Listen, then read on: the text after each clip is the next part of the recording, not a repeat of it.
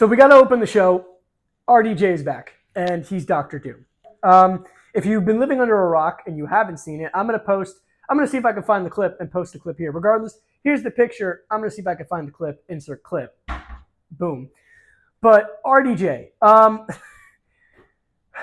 at first when I saw this, a couple things ran through my mind. Number one, genius business idea. I mean, you couldn't get a better business idea if you're Disney and Marvel to do this. I'll tell you why. RDJ's associate, Robert Downey Jr., who played Iron Man is back as Doctor Doom, is when you think of the MCU and you think of Marvel's poster boy, you think of him. So bringing him back is already going to generate a ton of buzz and excitement. That was the goal with it. That was why they brought him back. And when I first saw it, I exploded. Like, I was like, oh my God, this is incredible. This is amazing. I was completely on board with it. I posted about it, everything. Then some time went off, and I owe this to the YouTube channel, Sean Chandler, who he brought up some stuff that I agree with, and some stuff I understand what he said, and I have my own opinion on. And Sean brings up how we haven't really had a real classic take on the Doctor Doom character until now, right? But we'll never really get a real classic take on Doctor Doom now. Because no matter what Marvel does, that casting decision has already been made. Robert Downey Jr. is playing Doctor Doom. So no matter what they do, whether he is a variant of Tony Stark or not, we're always going to associate this character now as evil Iron Man. Because the only way you do this now, by making the casting choice your poster boy for the three first phases of your cinematic universe, whenever the audience, us, and the characters in the movie, the first few phase Avengers, especially Peter Parker, look at Victor Von Doom, they're going to think evil Tony Stark. You're going to get the you reactions to it, right? And I'm not even going to say that's a bad thing. That's a good thing, and I'll get into that in a second.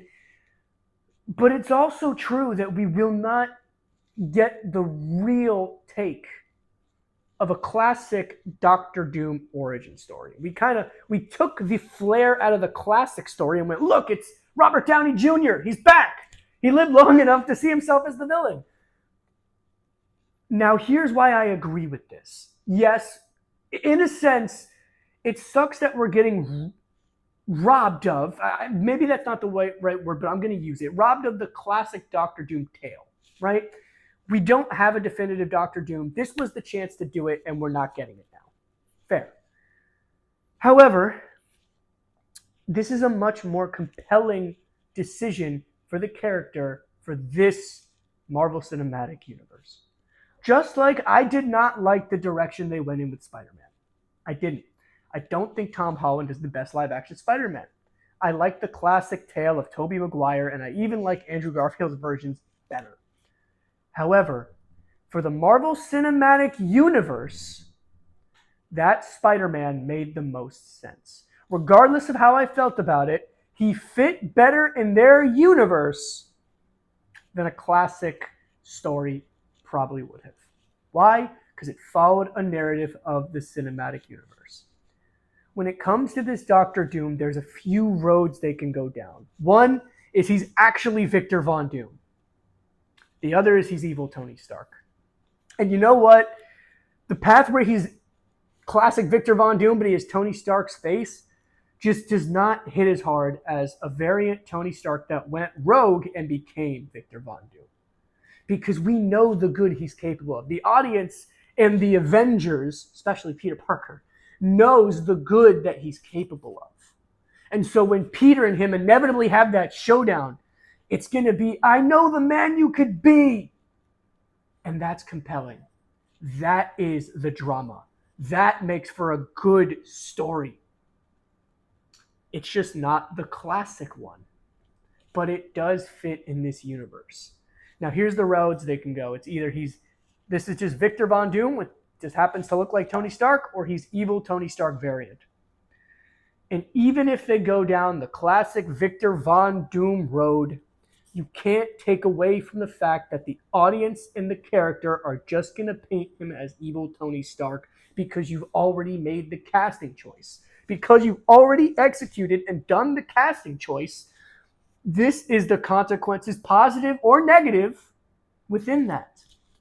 I am of the boat, after listening to different opinions on it, this is a net positive. Not just a business standpoint from getting faces and getting chatter about this again and getting people excited for the MCU again.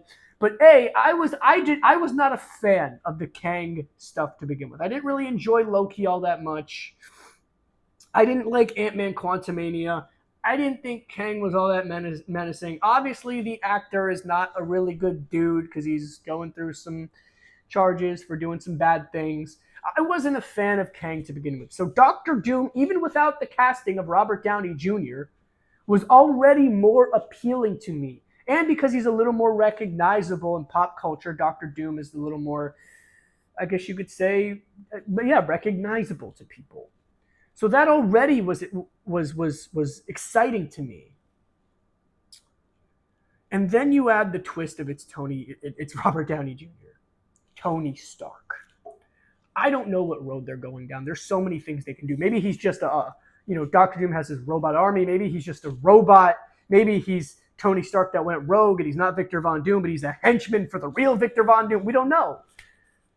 But out of all the scenarios I can think of, the one that makes the most sense for this universe is he's a variant of the guy that saved the entire universe and died so that everyone else can move forward in these next few phases. And now he has become the villain. That's compelling.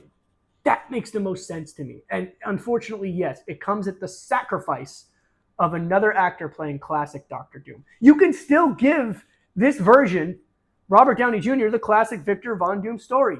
But because of the casting choice, because of the fact that it is the face of Robert Downey Jr., no matter who goes to the movie, the audience and the actors on screen, the characters, will see this as evil Tony Stark. Is it a good or a bad thing? Currently, I think it's a good thing, but we will find out when the movie comes out. I know Avengers Doomsday is scheduled to come out 2026, which obviously Doctor Doom will be in. And then obviously Avengers Secret Wars is to come out 2027. We've got the Fantastic Four coming out in July, literally a year from this month, 2025. And it releases the same month as Superman. So we're going to have a great month as comic book nerds there, right? What will be the better movie? I don't know. I'm obviously a huge Superman fan, so we'll have to see with that. But Marvel obviously wants you to get back involved in their stuff. The stuff they've been putting out has not been good, and they really want you to believe in them again. So they rehired the Russo brothers to direct the next two movies. They rehired the writers for Infinity War and Endgame. They're going back to basics here. They brought back Robert Downey Jr. Maybe this is the turnaround they needed. I don't know.